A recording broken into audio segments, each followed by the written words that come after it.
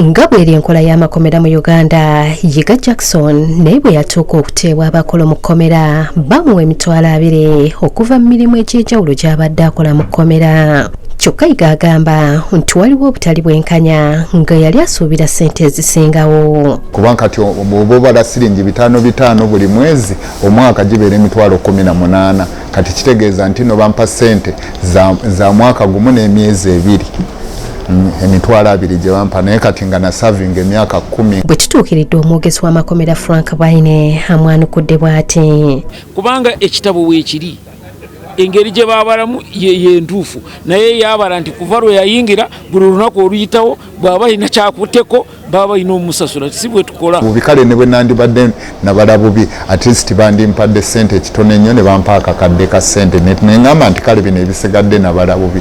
Yiga era alumiriza abakulu mu kkomera okumukaka okukyusa eddiini ye balina kyasambaze. Amanya gange ge baali bampita mu busiraamu baali bampita Fahadi. Etteeka ligamba nti teryakirizibwa kukyusa ddiini ng'ayingidde mu kkomera.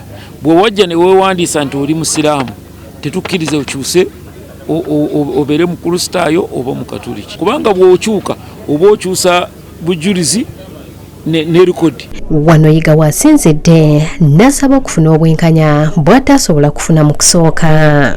Kyenjagala njagala obwenkanya ekyo kye kisooka. Ekyokubiri basobole okundiirira nange nsobole okufuna ssente sobola okumbeezaawo. Agamba ebyamusibya talina kyabimanyiiko kyokka nga obuvubuka bwe yabumala mu kkomera ekyamufiiriza ekitenkanika. Njagala gavumenti endiyiririre kubanga obuvubuka bwange bwonna mbumaze mu kkomera.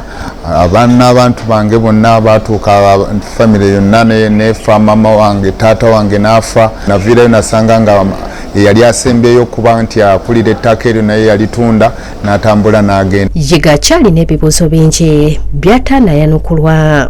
N'ekirala omuntu oyo gwe batuvunaana nti nno twamutta gavumenti erina okunoonyereza omuntu oyo yaani yali abeerawa abantu be baani. Dr. Livingstone Ssewanyana owa Foundation for Human Rights Initiative agamba Yiga ono si yeekayise mu mbeera etali ya bwenkanya kyagamba nti kiraga obunafu mu ngeri emisango gye ginoonyerezebwako. Jackson Yiga atulaga nti ensala y'emisango wano mu Uganda ekyalinamu obunafu n'ennoonyereza y'emisango naye erina obunafu. Agamba ekyayiga kyayagala omusango guddemu okuwulirwa mu mateeka tekikyasoboka. Okujjako nga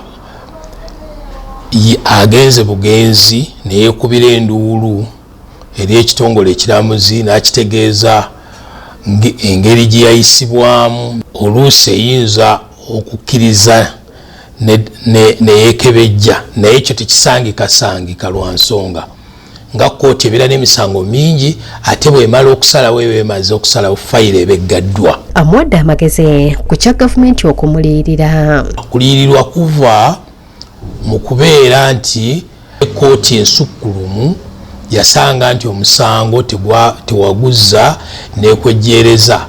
Omusango gwa Jackson Yiga kiraga bulazi nti kkooti yakendeeza bukendeeza kibonerezo ekyali kimuweereddwa era emyaka gye ne gikendeezebwa oluvannyuma n'ateebwa.